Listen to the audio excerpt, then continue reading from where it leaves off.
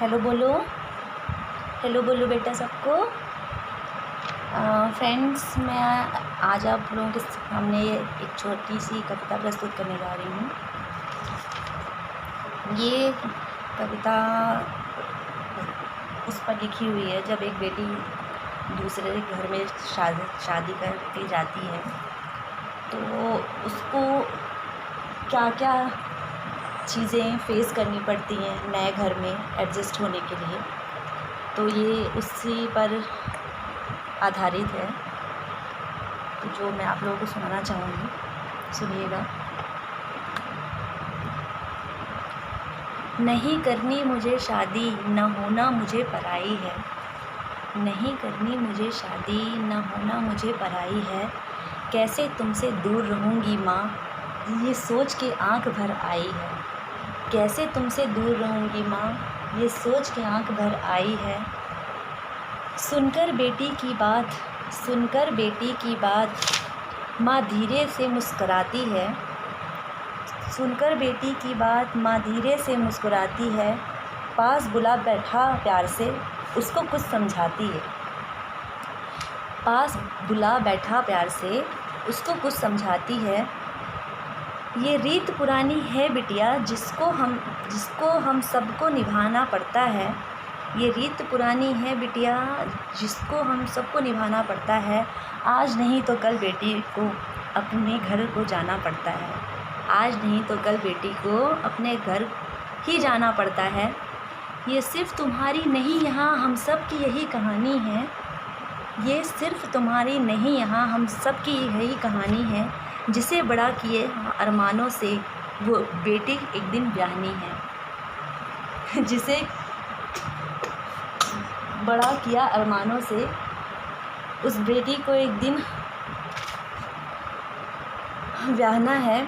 अपनी क्षमता से ज़्यादा हम वर तुम्हारा ढूँढेंगे। अपनी क्षमता से ज़्यादा हम वर तुम्हारा ढूँढेंगे। कह रही हो जिसे तुम आज पराया, हम सबसे ज़्यादा तुमको खुश वो रखेंगे। कह रही हो जिसे पराया, हमसे ज़्यादा खुश रखेंगे। पापा जो अपनी बेटी को कुछ समझाते हैं तो उनके कुछ बोल हैं। इस घर से जितना स्नेह मिला, उस घर को भी उतना ही देना।